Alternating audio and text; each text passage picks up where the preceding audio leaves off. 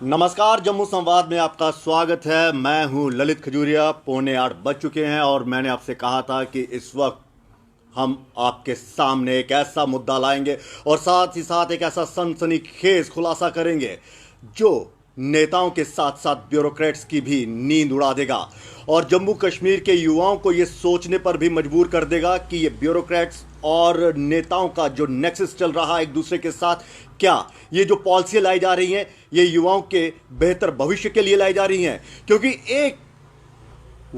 एक audio viral हो रहा है और उसमें ये साफ सुनने को मिल रहा है कि SRO 202 को हटाने की गवर्नर साहब ने पूरी कोशिश की थी, लेकिन यहां के ब्यूरोक्रेट्स ने उस वक्त के गवर्नर यानी कि सत्यपाल मलिक जी का है ये ऑडियो, ये आवाज़ हम आपको सुनाएंगे। उन्होंने बकायदा ब्यूरोक्रेट से ये कहा था कि ये पॉलिसी सही नहीं है, इसे हटा दिया जाए, लेकिन ये नहीं हटी। यहाँ तक कि चीफ सेक्रेटरी को भी कहा गया कि ये पॉलिसी को हटाया जाए, लेकिन वो भी नहीं माने। तो क्या कहा जाए?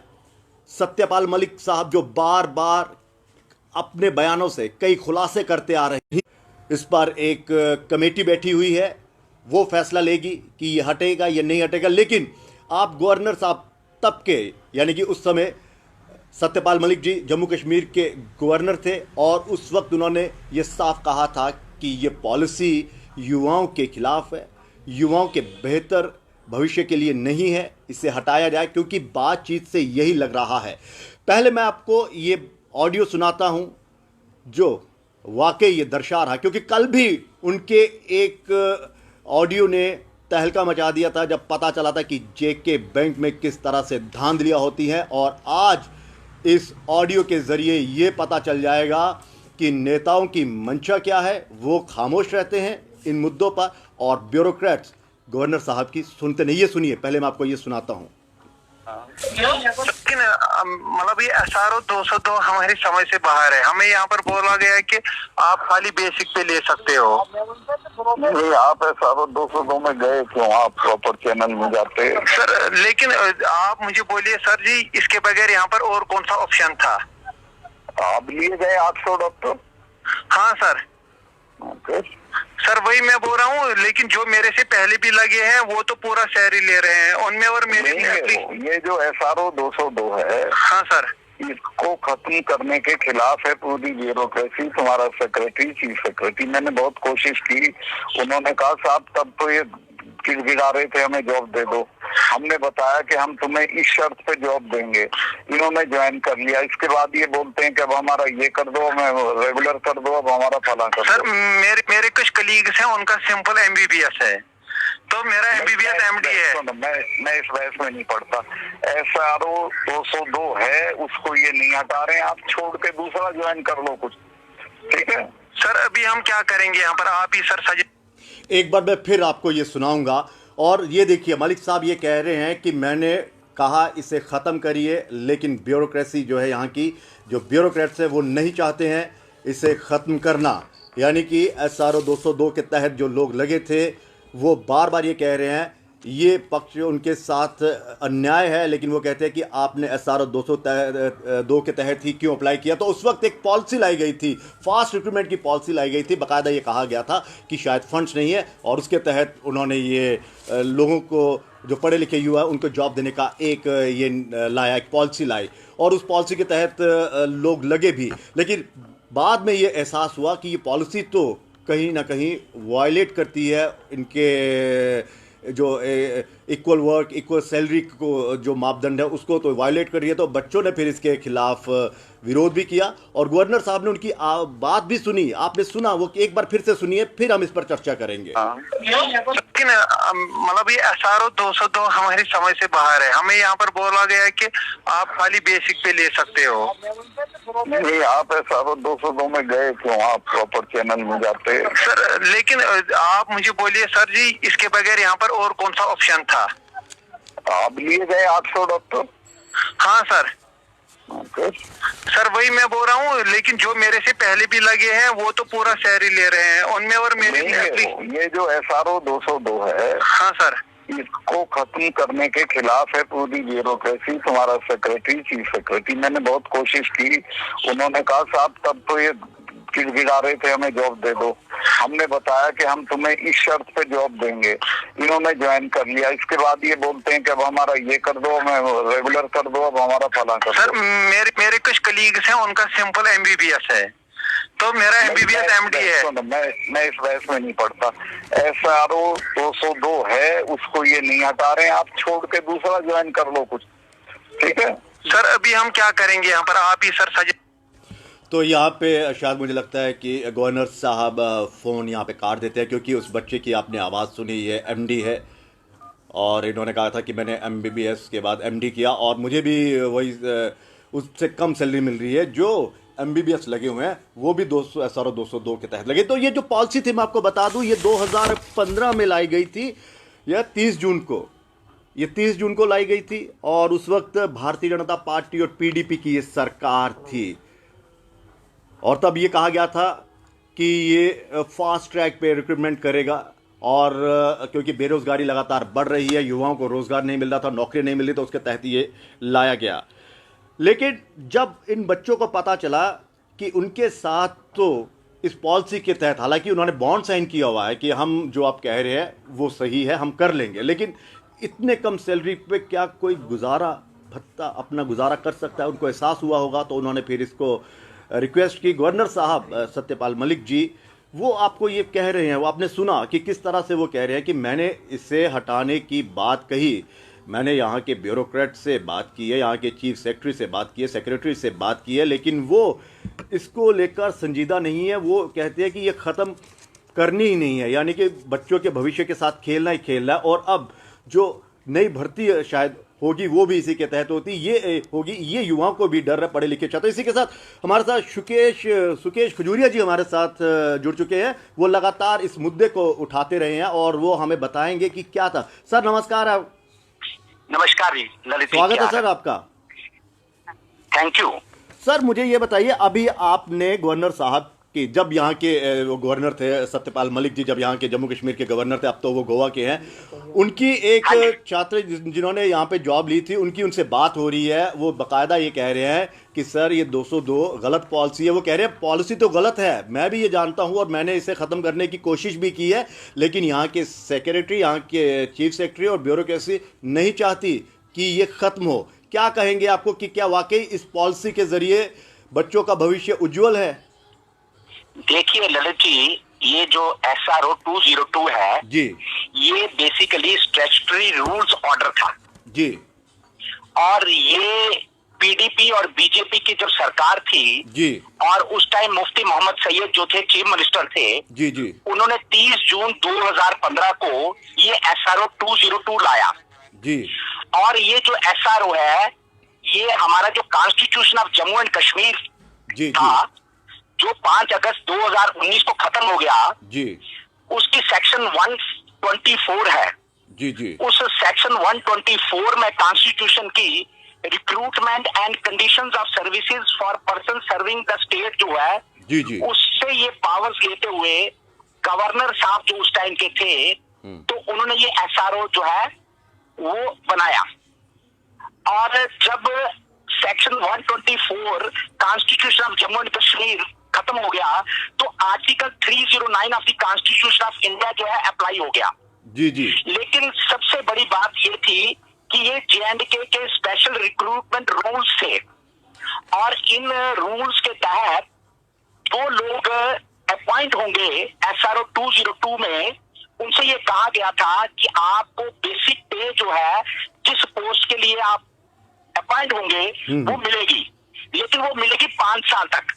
जी, लेकिन उसमें सबसे बड़ी बात क्या कही कि आपका जो प्रोबेशन पीरियड होगा वो 5 साल का होगा और उस प्रोबेशन पीरियड में ना आपको DA मिलेगा, ना आपको HRA मिलेगा, ना आपको CCA मिलेगा, ना आपको मेडिकल अलाउंस मिलेगा और ना ही कोई एनुअल इंक्रीमेंट होगी। जब आपका प्रोबेशन पीरियड खत्म होगा तो तब जाके आपको ये सब चीजें मिलेंगी जी, और तब आप कंफर्म होंगे। लेकिन सबसे बड़ी बात यह है कि कोई भी SRO जो होता है, अगर वो अनकॉन्स्टिट्यूशनल हो जाए, जी अल्ट्रा वायरस हो जाए, beyond the powers of the government हो, जी जी तो उसको रिवोक करना जो है वो सबसे इंपॉर्टेंट ड्यूटी है सरकार की। जी देखिए बेसिकली क्या है, ये जो SRO 202 है, ये जो कॉन्स्टिट्यूशनल गारंटी मिली हुई है equal pay for equal work, उसकी सबसे बड़ी वायलेशन है। जी जी सेंट्रल गवर्नमेंट सभी स्टेट गवर्नमेंट्स और यूटीज को लिख रही है बार बार कि वो equal pay for equal work जो है उसकी रिस्पेक्ट करें, ठीक जी। है। और उसके बाद ये है कि हमारे जम्मू एंड कश्मीर में लॉ कमीशन है, जिनके हेड जो है रिटायर्ड जस्टिस HK अंजुरा है। जी उन्होंने भी कहा, रिकमेंड किया कि ये जो प्रोविजन पीरियड है ये 2 साल का होना चाहिए, बिल्कुल। SRO 202 का। ठीक और इवन एडमिनिस्ट्रेशन रिफॉर्म्स कमीशन जो है ये उसकी भी वायलेशन है। और अभी अभी सरकार ने खुद ही जी एक पैनल जो है वो कॉन्स्टिट्यूट किया है, जिसमें है पैनल में चीफ सेक्रेटरी हेड करेंगे, जी फाइनेंशियल कमिश्नर जो है उसके मेंबर है, लॉ सेक्रेटरी जो है उसके मेंबर हैं, जी और एडमिनिस्ट्रेटिव सेक्रेटरी GAD जो है उसके मेंबर हैं। जी लेकिन बदकिस्मती ये है कि सरकार जो भी काम करती है उसके लिए कोई टाइम बाउंड फिक्स नहीं करती है। तो ऐसे जो अनकॉन्स्टिट्यूशनल काम होते हैं, जबकि ये SRO आर्टिकल 14 की वायलेशन है, आर्टिकल 16 की वायलेशन है, आर्टिकल 21 की वायलेशन है, तो इसमें सरकार ने जो पैनल कॉन्स्टिट्यूट किया है उसको टाइम बाउंड जो है वो करना चाहिए और इमीडिएटली ये सरकार ने रिवोक करना चाहिए। सर सवाल एक और है कि बिल्कुल आप कह रहे हैं कि कमेटी में चीफ सेक्रेटरी को भी इसका मेंबर बनाया गया है, ठीक है, लेकिन बिल्कुल। गवर्नर साहब कह रहे हैं कि मैंने चीफ सेक्रेटरी से भी कहा था इसको रिवोक किया जाए, इसको हटा दिया जाए, तो वो नहीं माने। क्या कहा जाए कि ये जो कमेटी बैठी है तो ये तो फिर एक किस्म का आई वॉश ही हुआ कि हाँ जी हमने कमेटी बिठा दी है, क्योंकि जब चीफ सेक्रेटरी ये मानने को तैयार नहीं है कि इसको हटाना है, इसको हटाना ही नहीं है, वो तैयार है, वो कहे वो मान ही नहीं रहे कि इसको हटाना है, तो कैसे उम्मीद की जा सकती है कि कमेटी के मेंबर अब मान जाएंगे इस पे? देखिए ललित जी, जिनके साथ इनजस्टिस होता है जी उनके पास 2 ऑप्शंस होती हैं। पहली ऑप्शन कि वो प्रोटेस्ट करते हैं, जी दूसरी ऑप्शन ये होती है कि वो कोर्ट में जस्टिस लेने के लिए जाते हैं। ठीक लेकिन मेरी पर्सनल ओपिनियन ये है कि अगर सरकार जस्टिस नहीं देती है, जी जो लोग SRO 202 में लगे हैं जी जी उनको ऑनरेबल कोर्ट का दरवाजा खटकाना चाहिए, ठीक है सर, क्योंकि जो लोग लग चुके हैं उनको और दूसरा कोई रास्ता अडॉप्ट नहीं करना चाहिए, ठीक सर, क्योंकि उनको लीगल रेमेडी अडॉप्ट करनी चाहिए। जी और जो अभी लगने हैं जी जी तो उनको तो ये मालूम है कि ये भाई एंटी यूथ पॉलिसी है, ये ड्रैकोनियन SRO है, तो उनको प्रोटेस्ट करना चाहिए। जी सर, दूसरा ये भी है कि जिस तरह से आपने कहा कि अगर 5 अगस्त 2019 की हम बात करें 2019 में, हाँ 2019 में जब ये यूटी बन गई और 370 भी हट गया और J&K स्टेट का जो अपना कॉन्स्टिट्यूशन था वो भी खत्म हो गया, तो जाहिर सी बात है ये SRO 202 तो खुद खत्म हो गया होगा फिर, या फिर अभी भी कमेटी का इंतजार किया जाना ऐसा नहीं चाहिए? होता है। अगर constitution of Jammu and Kashmir खत्म हो गया ठीक, तो कॉन्स्टिट्यूशन ऑफ इंडिया अप्लाई हो गया। बिल्कुल, तो कॉन्स्टिट्यूशन ऑफ इंडिया की भी आर्टिकल 309 जो है जी जी उसमें recruitment and conditions of services of person serving the state जो है वो अप्लाई होता है। जी जी लेकिन ये SRO जो है अल्ट्रा वायरस है। ठीक, ultra vires in the sense कि इस पे जो सुप्रीम कोर्ट की जजमेंट्स है जी जी equal pay for equal work, उसकी वायलेशन, उसकी वायलेशन है। ठीक और जो भी सुप्रीम कोर्ट की जजमेंट्स होती हैं ठीक वो है। बाइंडिंग होती हैं हाई कोर्ट्स पे और वो लॉ बन जाता है। सर दूसरा ये भी है कि जिस तरह से आपने कहा कि जो जज थे उन्होंने ये भी कहा हुआ है कि 2 साल का प्रोबेशनरी पीरियड होता है जो आप कह रहे हैं, और ये 5 साल का है, यानी कि ये कहा जाए कि यूथ ये हमारा जो लॉ कमीशन है ना, मेरा एक सवाल है कि ये माना हाँ जी, जाए कि ये जितने भी ब्यूरोक्रेट्स हैं या फिर उस समय की जो सरकार थी उनको मालूम था कि यूथ जो है, जो पढ़ा लिखा यूथ है जिन्हें जॉब चाहिए, वो मजबूर है और इसी मजबूरी का फ़ायदा उठाया जा सकता है और उठाया भी गया। जो चीज़ 2 साल की थी वो बॉन्ड इनसे 5 साल का करवाया गया। देखिए ललित जी, जो सरकारें होती हैं जी, वो कभी कभी इनजस्टिस भी करती हैं। बिल्कुल।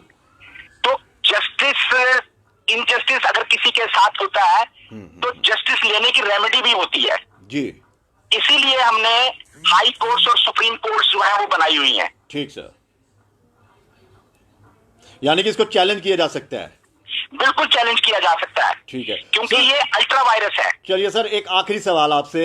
आपको लगता हाँ है जी। कि ऐसी पॉलिसीज, ये भी 202 SRO 24 की भी हम बात करते हैं, तो ये जितने भी SRO हैं वो कहीं ना कहीं यूथ को गुमराह भी कर रहा है और यूथ का भविष्य भी अंधकार में डाल रहा है। उनको पता ही नहीं चल रहा है कि उनसे कब ये जो बॉन्ड है वो साइन करवा लिए जाते हैं जॉब के लालच में, और फिर जब उनको हकीकत का पता चलता है वो अपने आप को ठगा हुआ महसूस करते हैं। देखिए ललित जी, ये एक कहा जाता है मरता क्या ना करता। जी जी जी, ठीक है ना जी तो जब आपके पास कोई सहारा नहीं है जी तो कहते हैं डूबते को तिनके का सहारा। जी जी जी जी जी, जब तो बेरोजगारी। उन बच्चों ने SRO 202 में इसीलिए अप्लाई किया क्योंकि वो डूबते में तिनके का सहारा ढूंढना चाह रहे थे। ठीक ठीक ठीक ठीक। उनमें से बहुत सारे लोगों को ये पता था कि ये अल्ट्रा वायरस है। लेकिन वही ना, मरता तो क्या ना करता। बिल्कुल, मरता क्या ना करता। ठीक। देखिए जैसे सत्यपाल मलिक जी ने कहा कि वो इस स्टेट के गवर्नर रहे हैं और जो गवर्नर है वो भी अपने आप को बेबस, इस तरीके से अपने आप को कमजोर समझ रहे हैं कि बिल्कुल। मेरे चीफ सेक्रेटरी, मेरे ब्यूरोक्रेट्स मेरी बात नहीं मान रहे हैं। बिल्कुल बिल्कुल बिल्कुल। ठीक है ना। जी, तो चलिए, ये ठीक है सर, बहुत बहुत शुक्रिया, बहुत बहुत शुक्रिया Thank you. सर। इस पे हम Thank और you. भी भविष्य में हम इस पर और चर्चा करेंगे, और आप इस चीज़ को बेहतर जानते हैं। हम आपका मैं पर्टिकुलर आपका इस पे एक इंटरव्यू करूंगा आपके साथ, ताकि युवाओं को पता तो चले उनके साथ क्या खेल खेला जा रहा है। बहुत बहुत शुक्रिया सर इस तमाम बातचीत के थैंक लिए। You thank you thank you. तो ये सोशल एक्टिविस्ट सुकेश खजूरिया जो लगातार, तो वही इन्होंने ये बताया सुकेश जी ने कि युवाओं को उस वक्त नौकरियों की ज़रूरत थी, बेरोज़गारी ज़्यादा बढ़ गई थी, तो वही कह रहे कि डूबते हुए तिनके का सहारा हो। तो उन्होंने इस उम्मीद से ये ज्वाइन किया कि शायद ये बदला जाए। लेकिन सवाल वही है कि 2 साल के प्रोबेशन पीरियड को 5 साल क्यों रखा गया, इसे भी चैलेंज कह रहे किया जा सकता है। और दूसरा ये कि अब ये क्या वाकई 202 की जो पॉलिसी है वो यूथ के खिलाफ है। अंकुर शर्मा वरिष्ठ वकील हमारे साथ जुड़ चुके हैं। अंकुर जी, कल भी एक ऑडियो वायरल होता है, तहलका मचा देता है, पता चलता है कि ब्यूरोक्रेट्स किस तरह का खेल खेलते हैं, और आज भी गवर्नर साहब, जो पूर्व गवर्नर यहाँ के थे सत्यपाल मलिक जी जम्मू कश्मीर के, उनका एक और ऑडियो वायरल हो रहा है और वो भी तहलका मचा रहा है कि ब्यूरोक्रेट्स उनको मानते ही नहीं थे, जबकि वो चाहते थे कि युवाओं का भविष्य जो है वो अंधकार में ना हो और 202 की पॉलिसी को हटाया जाए। आप क्या कहेंगे सर? देखिए, SRO 202 एक भद्दा मजाक है जी, जम्मू कश्मीर के यूथ के साथ। और आपके दर्शकों के लिए मैं ये बताना चाहूंगा कि ये केवल नॉन गैजेटेड पोस्ट के लिए ही नहीं, बल्कि कुछ सब गैजेटेड नहीं लेकिन कुछ गैजेटेड पोस्ट के लिए भी एप्लीकेबल है। बिल्कुल। और SRO 202 में आप विद इन एम्प्लॉइज ऐसी क्लासेस जो बना रहे हैं जहाँ पे आप एक क्लास के साथ बहुत ही ज्यादा एक्सप्लॉयटेशन उनकी कर रहे हैं, जी। उनके मॉनेटरी बेनिफिट्स को विदहोल्ड करके। और लॉ कमीशन की भी रिपोर्ट जो कुछ महीने पहले आई थी, वो लॉ कमीशन ने भी बहुत scaling attack government policy makers पे किया था और ये कहा था जी। कि इसका जो प्रोबेशन पीरियड है उसे 5 वर्ष से कम करके 2 वर्ष कर दिया जाए। जी, तो जिन प्रिंसिपल्स पे, जिन आधार पे लॉ कमीशन ने रिकमेंडेशन दी थी 5 साल से 2 वर्ष करने की, सेम प्रिंसिपल्स और सेम बेसिस पे हम ये डिमांड करते हैं, पूरा जम्मू का यूथ ये डिमांड करता है कि SRO 202 को ही खारिज कर दिया जाए, क्वैश कर दिया जाए। और आपने सरकारी नौकरियां अगर निकालनी है तो आप उन नौकरियों पे जिन लोगों को नियुक्त कर रहे हैं उन्हें कम से कम ऑनरेबल सैलरी दे, उन्हें वही सैलरी दे जो उस पोस्ट के अगेंस्ट अदरवाइज आपको अपने पे स्केल और ग्रेड पे के हिसाब से और बाकी अलाउंसेस के हिसाब से टोटल एक मिलती है जो बाकी लोग भी लेते हैं। ऐसा ना करना मुझे लगता है कि कॉन्स्टिट्यूशनल मोरालिटी के भी खिलाफ है, और मुझे लगता है कि कहीं ना कहीं एक स्टेट जो एक मॉडल एम्प्लॉयर है, उस मॉडल एम्प्लॉयर के कैरेक्टर और चरित्र पे भी सवालिया निशान खड़ा करता है। अंकुर जी, सवाल दूसरा ये भी है कि गवर्नर साहब जिस तरह से कह रहे हैं कि आपने भी सुना, वो कह रहे हैं कि मैंने इनसे कहा इसे ख़त्म करिए, और चीफ सेक्रेटरी साहब कह रहे हैं कि नहीं, ये ख़त्म नहीं किया जा सकता क्योंकि इन्होंने खुद हमसे जॉब मांगी थी। सेक्रेटरी भी ये है, ब्यूरोक्रेट्स जो है वो नहीं मान रहे। तो क्या कहा जाए कि इनके आगे गवर्नर साहब बेबस थे? देखिए, मुझे ये नहीं लगता कि ये कोई सीक्रेट चीज थी ब्यूरोक्रेसी का स्टैंड इस इशू को लेके। They were always out in open, out in public. ये कहते थे कि हम SRO 202 को खत्म नहीं करेंगे। मुझे लगता है कि पॉलिटिकल क्लास को इस पे एक डिसीजन लेना चाहिए था जी। और अगर पॉलिटिकल क्लास एग्जिस्टेंस में नहीं थी जिस समय गवर्नर साहब यहाँ पे काम कर रहे थे, तो गवर्नर साहब को स्वयं असर्ट करना चाहिए था। लेकिन चूंकि ये SRO 2015 में आया है जी, तो 2015 के बाद काफी वर्षों तक यहाँ पे चुनी हुई पॉलिटिकल सरकार रही, पॉलिटिकल सिस्टम रहा। मुझे लगता है उनकी भी काफी जिम्मेवारी थी कि आप शुरू में तो आपकी नई सरकार आई है, और नई सरकार आने के बाद आप एक पब्लिक एम्प्लॉयमेंट की पॉलिसी इंट्रोड्यूस कर रहे हैं जो एक्सप्लॉयटेटिव है और लॉ कमीशन के रिपोर्ट के हिसाब से बहुत ही खराब है, गलत है, और बहुत ही एक डिस्क्रिमिनेशन जो है वो करने वाली है। तो आपको सबसे पहले वो इंट्रोड्यूस ही नहीं करनी चाहिए थी, और जब इंट्रोड्यूस की तो अपनी गलती का एहसास करते हुए आपको आज लगने से पहले ही खत्म कर देनी चाहिए थी, क्योंकि ये international standard, international norm, labour को लेके जो ट्रीटमेंट होता है एम्प्लॉयर का, उन सब की धज्जियां उड़ाने वाली पॉलिसी है।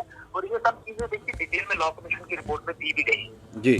सर, ये कहा जाए कि ये साबित हो गया कि जम्मू कश्मीर का जो यूथ है उसे सही दिशा नहीं मिल रही है जॉब्स को लेकर, ना ब्यूरोक्रेट्स की तरफ से और ना ही यहाँ के जो पॉलिटिकल सेटअप है, जो लीडर्स हैं हमारे, वो इनको सही रास्ता नहीं दिखा रहे हैं। देखिए, ये तो तीन डेवलपमेंट से साबित हो गया है। सबसे पहले गवर्नर साहब का ये कहना कि मैं तो हटाना चाहता था लेकिन ये मुझे हटाने नहीं दे रहे थे या मेरी बात नहीं मान रहे थे। दूसरा, लॉ कमीशन ने भी रेकमेंड किया है कि चलिए ठीक है, उन्होंने क्वेश्चनिंग इसकी या नहीं किया, हम डिमांड करते हैं खारिज किया जाए, नहीं किया, लेकिन फिर भी उसमें प्रोबेशन का पीरियड 5 से 2 वर्ष कम करने की सिफारिश उन्होंने लॉ कमीशन ने दी है। और तीसरा, जब पब्लिक प्रेशर बना और ये सब चीजें सामने आई, लॉ कमीशन की रिपोर्ट भी आई, तो बाकायदा गवर्नमेंट लेवल पे चीफ सेक्रेटरी की अध्यक्षता में एक कमेटी कंस्टिट्यूट की गई इस पॉलिसी को रिव्यू करने के लिए।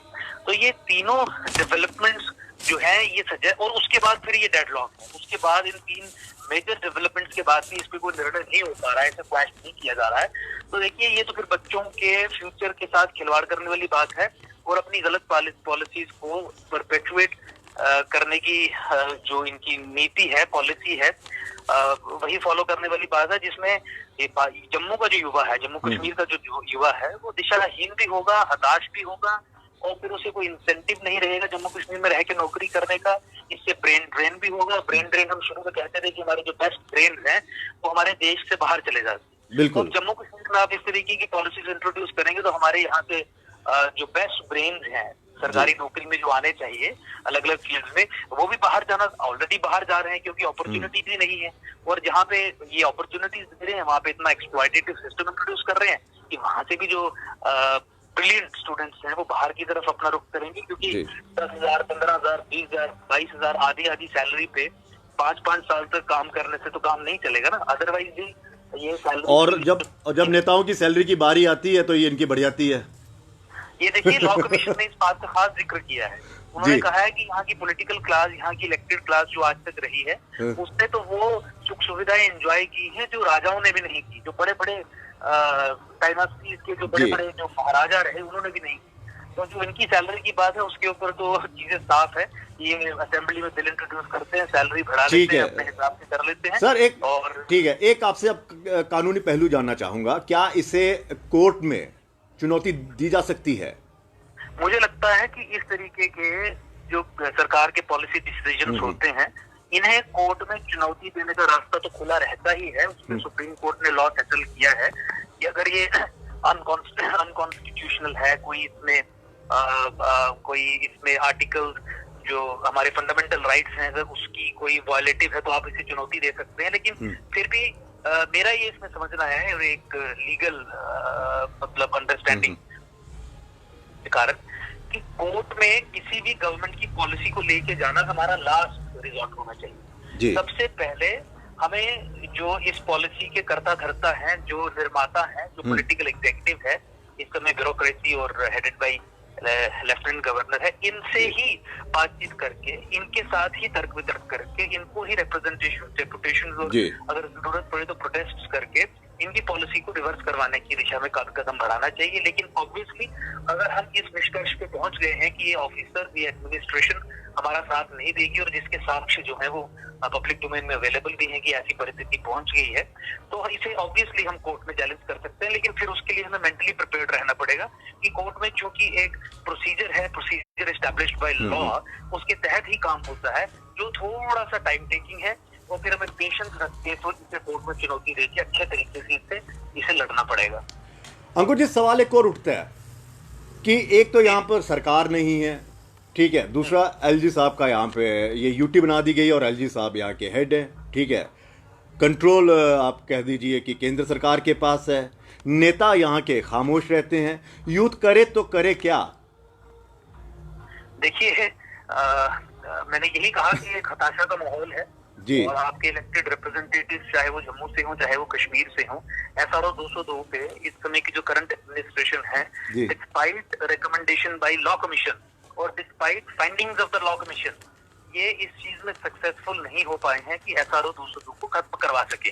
तो हताशा है, लेकिन मुझे लगता है कि यूथ को इस इशू को बड़ी मजबूती से पब्लिक डोमेन में रखना चाहिए। आहिस्ता आहिस्ता पूरी जनता की सिंपैथी, ये SRO 202 का जो डिस्क्रिमिनेशन है, ये यूथ की तरफ सिंपैथी आ रही है। हम भी दिन रात जहाँ पे भी रहते हैं, कहीं कोई ऐसा दिन नहीं जाता जिसपे दिन SRO 202 पे किसी न किसी के साथ चर्चा नहीं होती। या जो हमसे सवाल पूछे जाते हैं उस पर हम चर्चा, उस पर जवाब देके एजुकेट नहीं करते। तो मुझे लगता है कि इस प्रेशर को बनाए रखना चाहिए और फिर लीगल ऑप्शन तो ओपन है ही, हमें फिर लीगल लड़ाई के लिए भी इसमें तैयार रहना चाहिए मेरे ख्याल से। अंकुर जी, निगाहें तो आप पर भी हैं, एकजुट जम्मू के आप चेयरमैन भी हैं, ठीक है, एकजुट जम्मू वो है जिसने हमेशा जम्मू के मुद्दों को और कश्मीर के मुद्दों यानी जम्मू कश्मीर के मुद्दों को एक साथ उठाया है। चलिए वो चीज़ अलग है कि जम्मू में आपकी ज़्यादा वो रहती है, क्या एकजुट जम्मू इस मुद्दे को भी हाईलाइट करेगी, क्योंकि युवाओं के साथ जुड़ा हुआ मुद्दा और आप खुद कह रहे हैं कि युवाओं के भविष्य के साथ खिलवाड़ हो रहा है? देखिए, एकजुट जम्मू ने बहुत देर पहले ही इसके पब्लिक पोजीशन ली थी कि SRO 202 जो है वो एक एक्सप्लॉयटेटिव SRO है, ये सर्विस कंडीशंस कभी भी हमें मान्य नहीं होंगी और ये जो एग्जिस्टिंग एम्प्लॉइज की ही केवल बात नहीं है, और भी जो नौकरियां लगेंगी जो SRO 202 के तहत, चाहे वो आज लगे चाहे वो 1 साल के बाद लगे, जब तक SRO 202 बिल्कुल में है, ये अन्याय नहीं करेगा सबके साथ। तो ये हमारे अपने आगे जो प्रोजनी है, हमारे जो आगे नेक्स्ट जो जनरेशन है, हमारे से और जो भी युवा वर्ग है, जो भी यूनिवर्सिटीज में है, उनके लिए भी ये बहुत एक इम्पोर्टेंट विषय है। तो इसीलिए हमने शुरू से ही कहा कि SRO 202 को स्क्रैप किया जाना चाहिए। SRO 202 की जगह एक जो नॉर्मल सर्विस जूरिस्प्रूडेंस की रिजीम है, जिसके तहत बाकी एम्प्लॉइज काम कर रहे हैं 2015 से पहले वाले, उसके तहत ही सबको नौकरियां दी जानी चाहिए और नौकरियों के और एवेन्यूज क्रिएट किए जाने चाहिए। चलिए, ठीक बहुत पहले ही ले ली है। ठीक है अंकुर जी, बहुत बहुत शुक्रिया इस तमाम बातचीत के लिए। तो ये थे वरिष्ठ वकील अंकुर शर्मा और एकजुट जम्मू के चेयरमैन, और ये कह रहे हैं कि युवाओं के साथ है और ऐसी पॉलिसीज लानी नहीं चाहिए जो युवाओं को हताश और निराश करे। लेकिन सवाल ये है कि गवर्नर साहब की बात को क्यों नहीं मानते थे ये लोग? गवर्नर साहब ने कई बार ये कहा है कि यहाँ पर भ्रष्टाचार पनपता है। क्या कहा जाए कि इसमें भी कुछ ऐसा हुआ था? सवाल ये है कि यहाँ के राजनेता जो खुद को कहते हैं कि हम जम्मू कश्मीर के सर्वोसर्वा हैं, हम ही है सब कुछ और हमसे ही है सब, हम युवाओं के हितों की बात करते हैं, तो उन्हीं के वक्त पीडीपी और भारतीय जनता पार्टी के गठबंधन की सरकार के वक्त ही यह SRO 202 आया। गवर्नर साहब ने इस पर सवाल भी उठाए जब यहाँ के वो थे सत्यपाल मलिक जी, तब भी ये सत्ता से तो बाहर हो गए थे, लेकिन फिर भी एक भी नेता इस पर खुलकर नहीं बोला। लेकिन हाँ, अब ये मैं बार बार कह रहा हूँ, इसीलिए हम नेताओं के पास नहीं जा रहे, हम जाएंगे उनको प्लेटफॉर्म मिलेगा। और आज के दौर में ये नेता, पार्टी के जितने भी नेता हैं, जितनी भी पार्टी हैं, जितने भी नेता हैं, ये सिर्फ मीडिया को एक प्लेटफॉर्म का, अपने प्लेटफॉर्म के लिए इस्तेमाल कर रहे हैं। बताएंगे कुछ भी नहीं, किसी भी सवाल का जवाब नहीं देंगे और सिर्फ खुद को ये जस्टिफाई करेंगे, खुद की नीतियों को, जो इनकी पार्टी की नीतियां उसको ये सही बताएंगे और फिर ये कह दे कि हम ये बात उठाएंगे। मैं दावे से कह रहा हूँ, अब इस पर भी कई पत्रकार उनसे इंटरव्यू लेंगे, वो कहेंगे इस पे कि हम ये सब कुछ करेंगे। फ़िलहाल तो मुझे लग रहा है कि अभी तो ये इतने जोश में नहीं है, क्योंकि कोविड-19 का जो महामारी चल रही है, इसलिए ये ज़्यादा मीटिंग्स वगैरह भी नहीं कर रहे हैं। लेकिन इतना ज़रूर है, मैं ये बता रहा हूँ कि आने वाले वक्त में इस पर राजनीति ज़रूर गरमाएगी। और ये हर उस अपने चैनल का इस्तेमाल कर रहे हैं, यहाँ पर इनको लग रहा है कि हमें प्लेटफॉर्म मिल रहा है और हमें अपनी बात कहने का मौका भी मिल रहा है, और वो चैनल्स खुलकर इनके फेवर में आ रहे हैं, इनकी बाइट्स भी ले रहे हैं और ये नहीं कह रहे कि ये गलत पॉलिसी थी। एक भी इन्हें नहीं कहा था। डोमिसाइल पर देख लीजिए, जब डोमिसाइल पर हमने खुलासा किया कि क्या क्या आपको नुकसान हो रहा है, उससे पहले जब इस डोमिसाइल में किसी तरह का बदलाव नहीं लाया गया था, यही नेता थे, यही प्रवक्ता थे, यही पार्टी के अध्यक्ष थे जो कह रहे थे इससे बेहतर हो ही नहीं सकता, कि शुक्र करो जम्मू कश्मीर यूटी है और इसमें आपको डोमिसाइल मिल गया। कुछ तो ये कह रहे थे कि बाकी यूटीज में होता ही नहीं है। लेकिन जब हमने इसको एक्सपोज किया कि ये गुमराह कर रहे हैं, और उसके बाद फिर ये पत्रकारों का सहारा लेकर खुद को जस्टिफाई करने लगे कि हमने ये बदलाव किया, तो इसीलिए हम तब तक इन नेताओं के पास नहीं जाएंगे जब तक ये यूथ को जवाब नहीं देंगे, जब तक ये कहेंगे नहीं कि हाँ हमसे गलती हुई है, हमारे दौरान ये लाया गया था। लेकिन ऐसा नहीं। और अब हम एक युवा से बात करेंगे, रजत से हम बात करेंगे, जिन्होंने SR 202 के तहत नौकरी भी पाई और उनके साथ वो खुद को ठगा हुआ महसूस कर रहे हैं कि आखिर ये ब्यूरोक्रेट्स चाहते क्या है। रजत, स्वागत है आपका। जी सर, सबसे पहले मैं शुक्रिया करूंगा जम्मू संवाद और ललित खजूरे जी आपका, जो जी। बहुत देर से युवाओं की आवाज उठा रहे हैं। तो सर आप ही आज देखिए, आप इस जम्मू कश्मीर की ताकत हैं, देश का भविष्य हैं, और हम चाहते हैं कि आपके साथ इनजस्टिस ना हो, इसलिए हम बार बार आप ही के साथ बातचीत करते हैं, यूथ के साथ बातचीत करते हैं, पब्लिक के साथ हम बात कर रहे हैं। नेताओं से हम इसलिए नहीं मिल रहे कि हमें मालूम है कि वो इस मुद्दे को भटका देंगे और वो जनता के सामने खुद को बेगुनाह साबित करेंगे और वो कहेंगे कि हमारी पॉलिसी सही थी, हमने ये किया। इसीलिए हम डायरेक्ट आपके पास जुड़े हैं। हमें ये बताइए, आपको क्या लगता है कि वाकई यूथ को लेकर पॉलिसी क्लियर नहीं है? ये जितने भी SRO बनाए जा रहे हैं, ये आपके भविष्य के साथ खिलवाड़ कर रहे हैं, आपको एक ख्वाब दिखाया जा रहा है और उस ख्वाब के तहत आप खुद को ठगा हुआ महसूस भी कर रहे हैं। जी बिल्कुल सर, मैं आना चाहूंगा SRO 202 जी। के ऊपर सीधा, बिल्कुल टाइम वेस्ट किए बिल्कुल हुए। बिल्कुल बिल्कुल।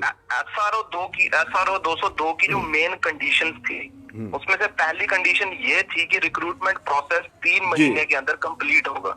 ये सबसे बड़ी बात है जिसको मेन पॉइंट माना जाएगा, 3 महीने के अंदर कंप्लीट होना चाहिए। और दूसरी थी कि सिर्फ बेसिक पे और ग्रेड पे मिलेगा। लेकिन इन्होंने पहली कंडीशन फुलफिल नहीं की, उसको इन्होंने वायलेट कर दिया, लेकिन दूसरी कंडीशन को जबरदस्ती जम्मू के यूथ पे, J&K के यूथ पे इम्प्लीमेंट कर दिया। जी जी। आपको देखना होगा कि 5 साल का प्रोबेशन पीरियड, पहले 1 से 2 साल लगेंगे रिक्रूटमेंट होते हुए, उसके बाद 5 साल लगेंगे प्रोबेशन होते हुए। मतलब एक जॉब को आपको कंप्लीट प्रोसीजर फॉलो करने में 7-8 साल लग जाएंगे। तो वो युवा थोड़ी ना रहेगा। उसके बीच में इन्फ्लेशन जब आएगी तो वो बच्चा कहाँ जाएगा, वो स्टूडेंट एस्पायरेंट कहाँ जाएगा?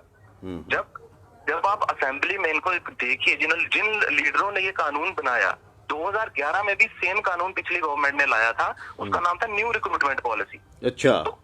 तो इन्होंने सबने उस कानून का विरोध किया क्योंकि वो भी एक एंटी यूथ पॉलिसी थी। लेकिन उस सरकार को 3-4 साल में ही पता चल गया, जब इलेक्शन का रिजल्ट आया तो मुंह की खानी पड़ी, सारी सीटें PDP जीत गई जी। तो उन्होंने उसके पहले ही उस लॉ को वापस ले लिया। लेकिन अभी हम यहाँ देख रहे हैं कि 5 साल से हमें बोला जा रहा है, जिस सरकार ने लाया है वो खुद ही हमें बोल रही है कि ये गलत कानून है, गलत कानून है। अब सोचने वाली बात है कि अगर गलत कानून था तो तुमने लाया ही क्यों? जी। आज आपको हर तरफ से ये जस्टिफिकेशन मिलेगी कि इसको हटा देना चाहिए, हटा देना। सरकार में तुम ही बैठे हो, तुम ही कह रहे हो लोगों को हटा देना चाहिए, तो हटाएगा कौन?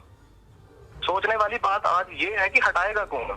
अगर डोमिसाइल लॉ 24 घंटे के अंदर अमेंड हो सकता है, तो 24 घंटे के अंदर ये SRO 202 भी हट सकता है, बस एक विल पावर चाहिए।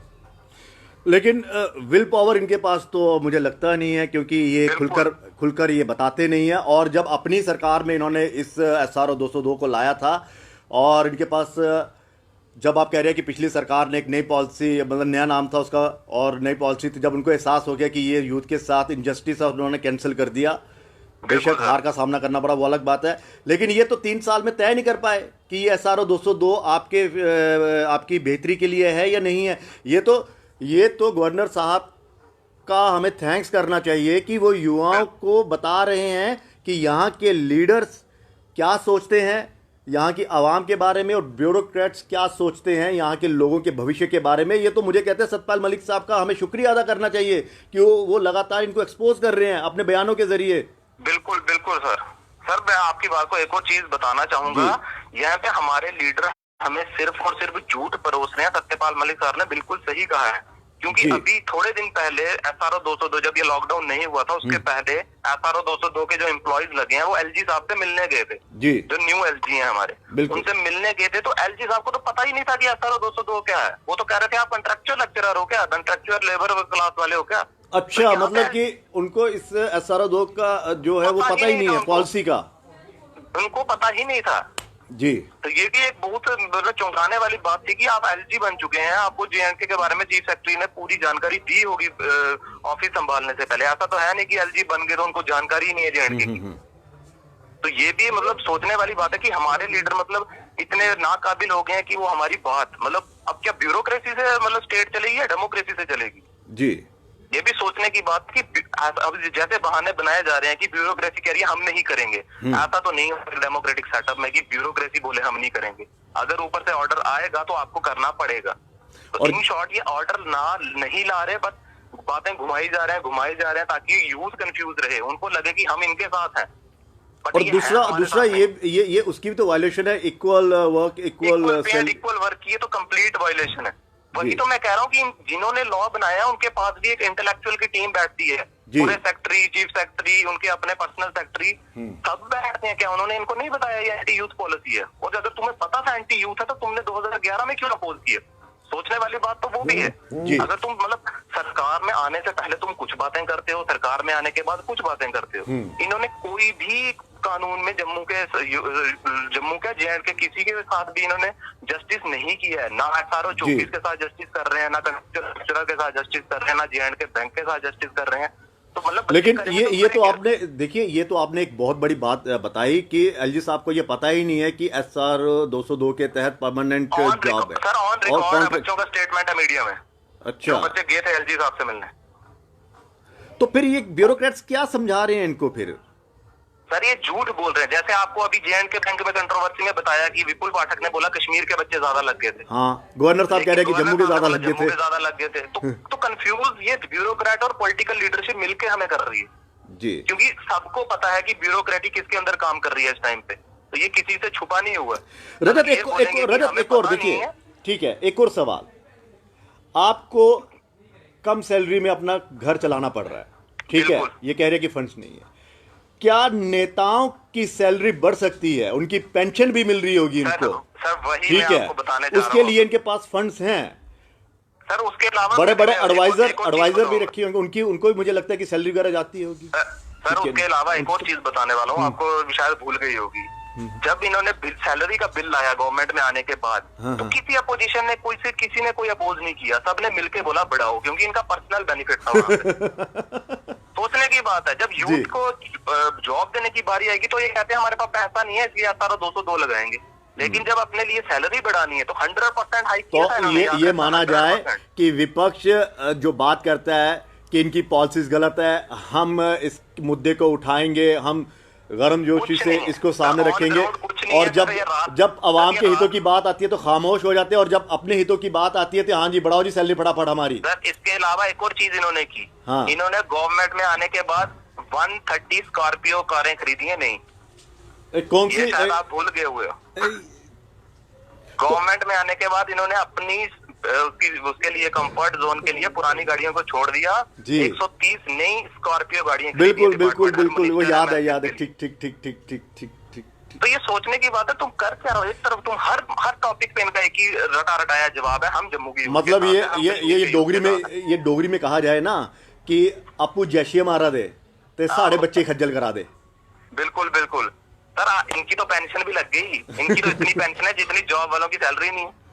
ठीक ठीक ठीक। लेकिन Comfort एक और पूरा- रजत, मैं आपसे ये जानना चाहता हूं, क्या इतनी कम सैलरी में, इस महंगाई में बिल्कुल घर चल सकता है? और जबकि मैं लीडर्स की इसलिए बात कर रहा हूं कि अभी तो यहां पर कुछ है ही नहीं है, अब तो वो एमएलए भी नहीं रहे, तो बिल्कुल फिर उनको किस चीज का ये क्या, ये सरकार की तरफ से भी इनको एक और दूसरे बेनिफिट्स अलग से? सर वही तो मेन बात ये है कि ये सिर्फ हमें दिखाते हैं कि हम आपके साथ हैं। हर मुद्दे पे इनको मीडिया वाले पूछने चले जाते हैं और ये बड़ी आसानी से ऐसे हंस के जवाब दे देते हैं। इनके पास 4-5 जवाब रटे रटाए हैं कि हम जम्मू के साथ हैं, हम जम्मू के साथ हैं, हम आपके साथ धोखा नहीं होने देंगे। तो तुमने खुद ही तो किया सारा धोखा, कोई ठीक, बाहर से तो आया नहीं। लेकिन वहाँ एक और, आपने एक तो आखिरी नहीं- सवाल सर, आप रजत भाई, आपको जी, लगता है कि ये ब्यूरोक्रेट्स, यहाँ के नेता, उस समय जो सरकार थी, वो ये युवाओं की मजबूरी का फायदा उठा रहे हैं? पढ़े लिखे सर, ये- युवकों की पढ़े लिखों के साथ ये हाल हो रहा है, तो बेचारे जो पढ़े लिखे नहीं है, जो अपना छोटा छोटा धंधा कर रहे हैं, उनके साथ क्या हो रहा होगा फिर?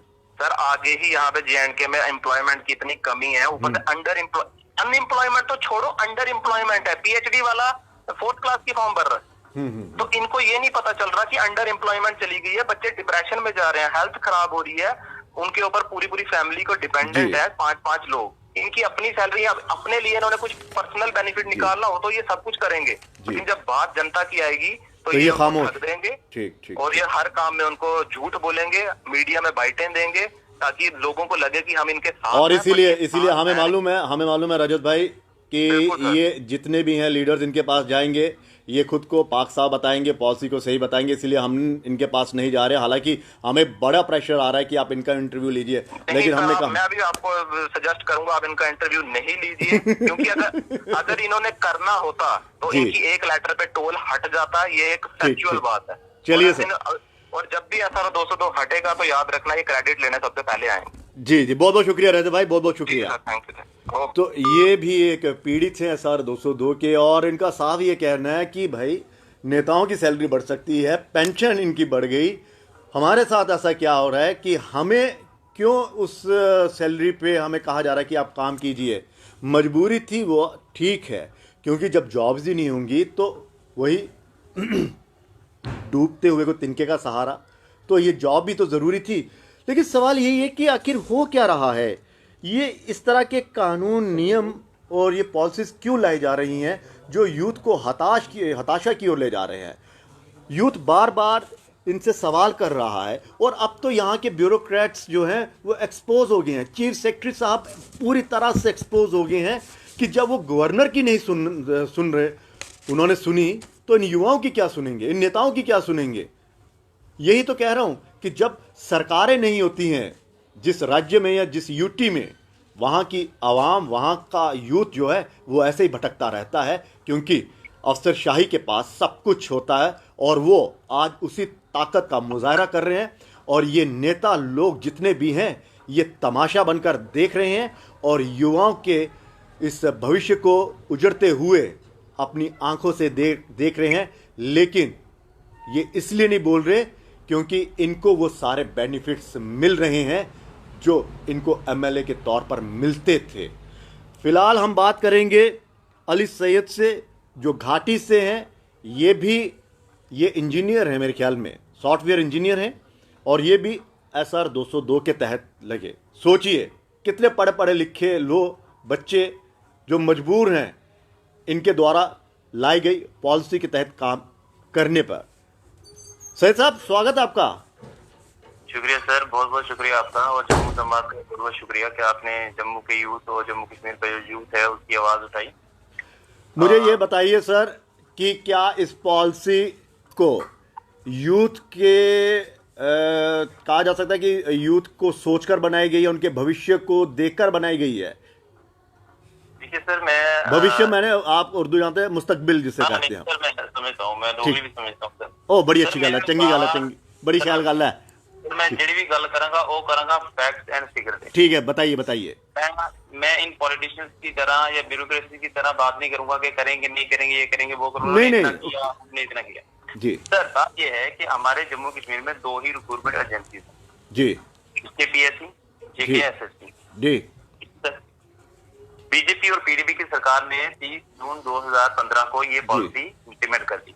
जी उन्होंने उस वक्त ये कहा कि हमारे पास फाइनेंशियल क्राइसिस है, जी नहीं हमारे पास पैसा नहीं है, हमारे पास बजट नहीं है, इसलिए क्योंकि जम्मू का यूथ है, नौजवान जो है पढ़ा लिखा है, 28 साल मिनिमम उसको जो है पीएचडी करने में, कोई सॉफ्टवेयर इंजीनियरिंग कर रहा है, कोई हार्डवेयर इंजीनियरिंग कर रहा है, कोई जी। एमफिल कर रहा है, उसको करने के बाद वो किस लिए पढ़ता है? वो इस चीज के लिए पढ़ता है कि भाई उसको जॉब मिलेगी। जॉब लेने के लिए 2 तरह के तरीके हैं, या तो सरकार में हो जाए या प्राइवेट कर लें। जी हमारे JNK में प्राइवेट का स्कोप नील है। बिल्कुल। रही बात सरकार की, अब हम सरकारी नौकरी लेना चाहते हैं। सारा ही जो 28 साल तक इतना पैसा खर्च करने के बाद, कॉम्पिटिटिव एग्जाम पास करने के बाद वो ये चाहता है कि मैं नौकरी करूंगा। नौकरी करने के बाद उसको क्या मिलता है? उसको मिलता है कि आप 5 साल के लिए बेसिक पे लीजिए और ज्वाइन कर लीजिए। जी बेसिक सैलरी पे हमारा गुजारा नहीं होता। अब मैं सर आपको फैक्ट फिगर की बात कर रहा जी हूँ। हमारे जो MLA थे या जो हमारे मिनिस्टर थे स्टेट के, जो भी, उनकी सैलरी 100% इंक्रीज कर दी गई।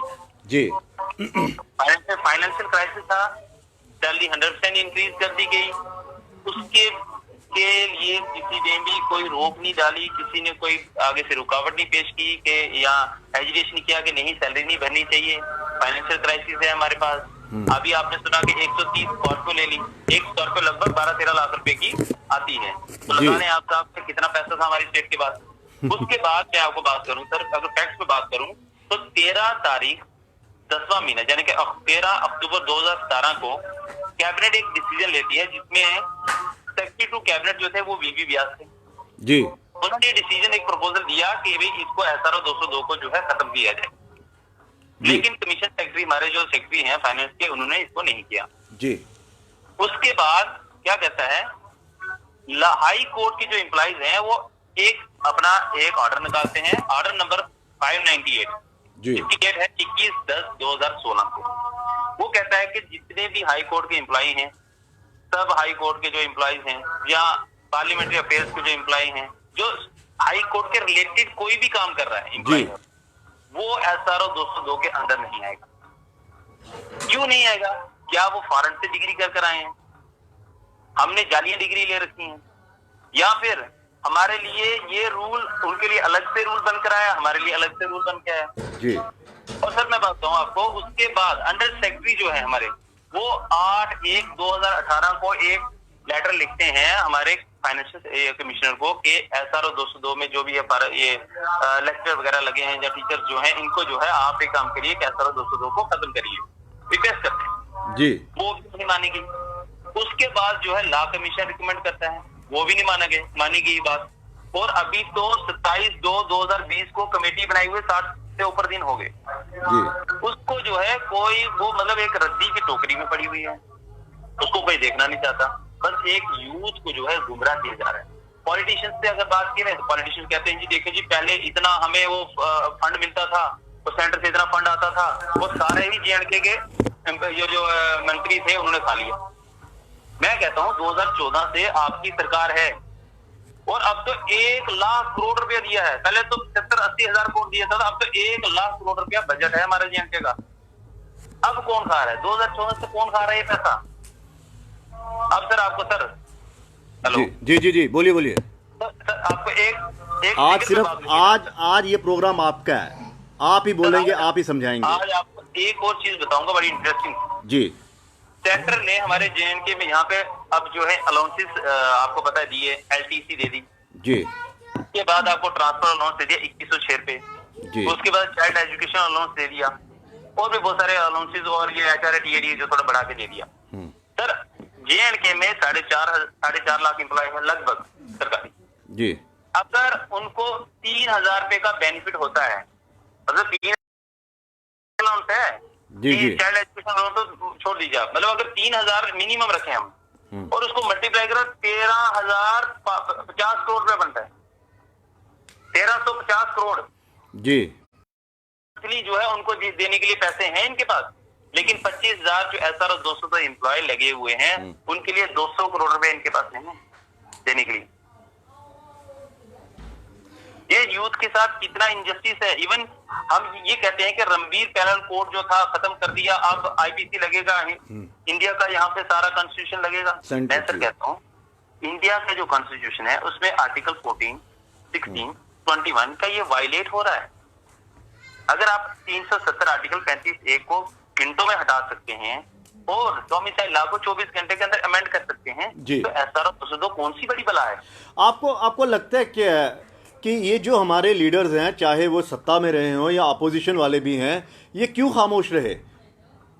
सर इनको क्या है कि मैं आपको बात कहूँ, अब मैं थोड़ी सी आपकी टेंशन जो है पीछे कल वाले दिन ले जाऊंगा। जेके बैंक का, मैं अब इस बात पे जाऊंगा। जेके बैंक का इन्होंने कहा, पहले तो हमारे कहते रहे कि कश्मीर का यूज ज्यादा है, बिल्कुल, इसलिए फिर कहा कि जम्मू का यूज ज्यादा है, बिल्कुल। अब यहाँ की जो रूलिंग पार्टी है वो ये कहती, जो अभी तक चल रही है, अभी भी पार्टी है हमारी, आप ऐसा नहीं कहेंगे कि हमारी पार्टी नहीं है, मिनिस्टर ये लेफ्टिनेंट गवर्नर के हैं। मैं कह रहा हूँ वो ये चाहते हैं, जो तक मेरी सोच है वो ये कहते हैं कि जम्मू का यूथ ही साढ़े नाल है, जम्मू के बंदे तो साढ़े नाल है, सारी सारी सीटां तो जम्मू तो निकलती है। सानू चाहिए खुश करना कश्मीरियां नूं, क्योंकि कश्मीरी तो जम्मू सीट नहीं मिलती। फिर इन्हें क्या पेश किया कि भाई जम्मू का तो चलो असि क्या बहाना मार लांगे कोई, जी नहीं जी हमारे पास ये था वो था, मसला ऐसा हो गया, ऐसा करके कर लेंगे, जम्मू का यूथ तो ऐसे भी मान जाएगा जी, लेकिन कश्मीरी नहीं मानेंगे, वो पत्थरबाजी करेंगे, ये करेंगे वो करेंगे। तो इन्होंने उसको खुश करने के लिए वो बंदे वो कम सिलेक्टेड हुए थे, इनको वो एजुकेशन करेंगे, इसलिए हमने पेश कर लिया कि जम्मू वाले तो हैं, चलो कश्मीर वालों को खुश करेंगे। ये इनकी एक पॉलिसी है। सही जी, सवाल ये भी है कि ये जो पॉलिसीज लाई गई, आपको लगता है कि इससे पहले मैं रजत जी से भी पूछ रहा था कि मजबूरी का फायदा उठाने की कोशिश की जा रही है? जी सर, कि आपकी मजबूरी का फायदा उठाया जा रहा है और आपके पढ़े लिखे युवाओं के लिए ऐसी पॉलिसीज ला रहे हैं कि ताकि ये आपको, मतलब आप इनको अपने जो हाथ है वो काट कर दे देते हैं कि लीजिए सब कुछ आपके हवाले, हमें नौकरी दे दीजिए। जी सर, बिल्कुल सर, आपकी बात सही है। ऐसा है सर कि जो 28 साल तक पढ़ाई करता है जी, उसके माँ बाप के अरमान होते, यूथ के भी अरमान होते। मैं अगर अपनी बात करूँ तो मैं चाहता था कि गवर्नमेंट जॉब मिलेगी यार, गाड़ी लूंगा, मकान बनाऊंगा, शादी करूंगा, अच्छी फैमिली होगी, माँ बाप को भी पैसे दूंगा।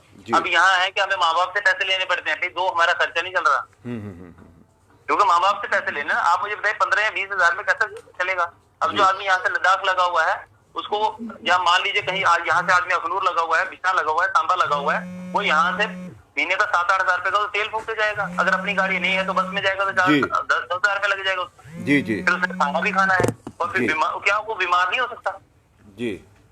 क्या वो उसकी फैमिली बीमार नहीं हो सकती?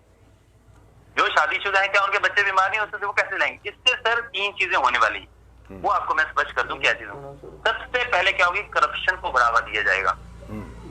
मान लीजिए मेरा, अब मुझे 15,000 रुपये 16,000 रुपये तनख्वाह मिलती है, मेरा उसमें गुजारा नहीं होता, मैं क्या करूंगा, रिश्वत तो दूंगा जाहिर सी बात। जी जी जी।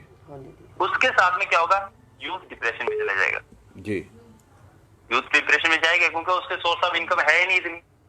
मतलब ये मजबूर कर रहे हैं कि यूथ जो है वो भटक जाए, गलत राह अपना। उसके साथ में क्या करेंगे, जो टैलेंटेड यूथ जहाँ का है, मैं कहता हूँ जम्मू कश्मीर में बहुत टैलेंट है, बिल्कुल, या क्या करेंगे हम फिर चले जाएंगे बाहर काम करने के लिए, JNK को छोड़ देंगे, फिर ये बुड्ढे जो हमारे करप्ट लोग यहाँ सरकार है और ये डिपार्टमेंट चला रहे हैं ना, वही चलाएंगे। यूथ, मैं अभी ये बिल्कुल श्योरिटी 100% कहता हूँ कि यूथ करप्ट नहीं है हमारा, बिल्कुल, यूथ बिल्कुल ऑनेस्ट है, वो डेडिकेशन से काम करना चाहता है जी, लेकिन उसको डिप्रेशन में, लेकिन अब तो इस पे और भी सवाल उठ रहे हैं सर 202 पे। चलिए आपकी नौकरी तो लगी, अब भविष्य में कहीं ये 202 जो है वो एक परमानेंट ना कर दिया जाए और आने वाले जो बच्चे हैं वो इसी के तहत ना लगे।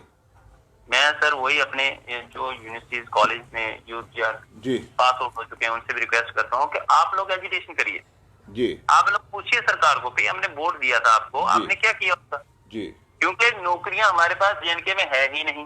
पहली बात, 2017 के बाद आपको पता है JNK में कोई भी रिक्रूटमेंट नहीं हुई, बिल्कुल, ही ना हो रही सर। तो वो जो नहीं हुई है रिक्रूटमेंट, उसका लॉस कौन कर रहा है? उसका लॉस तो ऑटोमेटिकली यूथ के ऊपर पड़ रहा है। लेकिन गवर्नर साहब का आपने वो जो टेलीफोनिकली एक बात यहाँ पर जो वायरल हो रही है, उनका एक ऑडियो जो वायरल हो रहा है, उसमें तो आपने सुन लिया कि वो तो गवर्नर साहब की भी नहीं सुनते, आपकी कहाँ सुनेंगे?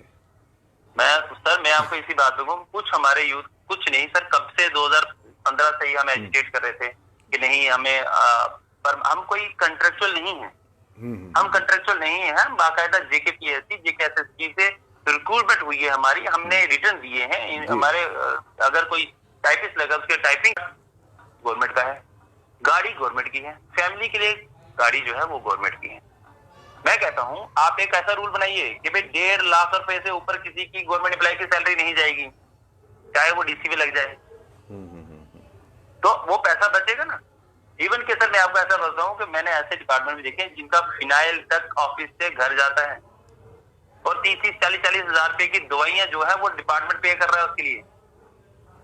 जिस आदमी की 2.5 लाख 3 लाख रुपए 4 लाख रुपए सैलरी है, क्या वो 10,000 ड्राइवर को 10,000 गाड़ी का तेल नहीं डाल सकता उसमें? मतलब सब लगे हैं कि गवर्नमेंट को लूटो लूटो लूटो। अब आपको सर और गवर्नमेंट चाहती तो है कि हमें कोई लूट ही ले, गवर्नमेंट भी तो यही चला रहे हैं। वो भी तो सर यही कह रहे हैं। अब छोटी सी एक आपकी बात पे मैं तवज्जो लेना चाहूंगा जी। सर ये कहते हैं कि हमारे पास फाइनेंशियल क्राइसिस है, हाँ ठीक है, मैं कहता हूँ मान लीजिए फाइनेंशियल क्राइसिस है, ठीक है, आप 130 स्कॉर्पियो किसने ली, क्या जरूरत है उसकी? अब मैं आपको बताऊं हमारे डिपार्टमेंट में एक लेडी ऑफिसर है, वो केएस ऑफिसर है। ये देखिए सैयद साहब, ये तो मुझे फिर गवर्नर साहब का वो बयान याद आ रहा है जी सर, कि जिन्होंने कहा था कि यहाँ के कुछ नेता हैं वो ये कहते हैं कि हमें सिक्योरिटी चाहिए, हमारी लाइफ जो है थ्रेट पे है। जी सर, तो उन्होंने कहा था कि कोई इन पे 500 रुपए का कारतूस भी ना वेस्ट करे, जी सर, याद है ना आपको? तो वही साहब है कि इनको जरूरत नहीं थी, लेकिन स्टेटस बढ़ाना था अपना, वही सर, एक इनको रुतबा बढ़ाना था। देखिए आप चलते थे, पहले आपको मिलती थी एम्बेसडर, हमें मिल गए स्कॉर्पियो। जी सर, और सर जहाँ पे ये रहते हैं ना, इनके 4-5 मकान जो है श्रीनगर में है, जम्मू में है, कोई कठुआ में, कोई लद्दाख में, कोई कहीं कहीं है, वहाँ पे सिक्योरिटी लगी हुई है, रहना किसी ने नहीं है, सिर्फ सिक्योरिटियां लगी हुई है। चलिए ठीक है, बहुत ऐसी चीजें हैं जो ये है, लेकिन इतना है कि ये जो पॉलिसी है ये आप लोगों के बिल्कुल खिलाफ है, क्योंकि आपके भविष्य के साथ खिलवाड़ किया जा रहा है। और एक ऐसी पॉलिसी बनाई गई जिसमें आपको ट्रैप किया गया, और ट्रैप करने के बाद आपको प्रताड़ित किया जा रहा है। जी सर, मैं आपके माध्यम से 2 रिक्वेस्ट करना चाहूंगा जी। एक तो जम्मू यूथ से जी, जो जॉब कर रहे हैं जी, वो तो अगर एजिटेट करते हैं तो उनको आपको पता है पीछे शो कॉल नोटिस दे दिया, ठीक, मतलब उनको तो धमकियां देते हैं, वो बेचारे क्या करेंगे, क्योंकि जॉब है ही नहीं। अगर है ही नहीं, उसको थोड़ी मिली है तो वो कहते हैं चलो यार इतने में गुजारा कर। बाकी जम्मू का यूथ चलिए ठीक, उसको जागरूक होने की बेहद जरूरत है। चलिए बहुत बहुत शुक्रिया, बहुत बहुत शुक्रिया। कमिश्नर सेक्रेटरी सर से भी, कमिश्नर जो हमारे जम्मू कमिश्नर फाइनेंशियल कमिश्नर, मैं उनसे रिक्वेस्ट करता हूँ कि सर जब गवर्नर साहब की नहीं सुनी तो आपकी कौन सुनेगा? सर एक रिक्वेस्ट तो कर सकते हैं। हाँ, रिक्वेस्ट तो हम भी कर रहे हैं। चलिए बहुत बहुत शुक्रिया, बहुत बहुत शुक्रिया इस तमाम बातचीत के लिए। तो ये यूथ निराश है, हताश है, और हम भी ये कह रहे हैं। मैं एक बार फिर से आपको वो ऑडियो सुनाने की कोशिश करूंगा, आप सुनिए और समझिए, और यूथ के उस नज़रिए को समझने की कोशिश करिए कि यूथ चाहता क्या है, किस तरह से यूथ को ट्रैप किया जा रहा है। ये जितने भी एसआरओ की पॉलिसीज है, आप एक बार फिर से सुनिए।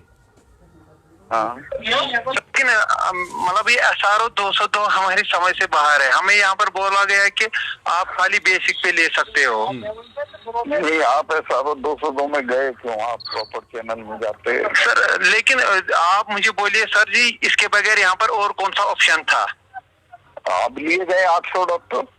हाँ सर, सर वही मैं बोल रहा हूँ, लेकिन जो मेरे से पहले भी लगे हैं वो तो पूरा सैलरी ले रहे हैं उनमें, और मेरे ये जो SRO 202 है, हाँ सर, इसको खत्म करने के खिलाफ है पूरी ब्यूरोक्रेसी। तुम्हारा सेक्रेटरी, चीफ सेक्रेटरी, मैंने बहुत कोशिश की, उन्होंने कहा साहब तब तो ये गिड़ा रहे थे हमें जॉब दे दो, हमने बताया कि हम तुम्हें इस शर्त पे जॉब देंगे, इन्होंने ज्वाइन कर लिया। इसके बाद ये बोलते हैं कि अब हमारा ये कर दो, हमें रेगुलर कर दो, अब हमारा फला कर दो। सर मेरे कुछ कलीग्स हैं, उनका सिंपल MBBS है, तो मेरा एमबीबीएस एमडी है। मैं इस बहस में नहीं पढ़ता।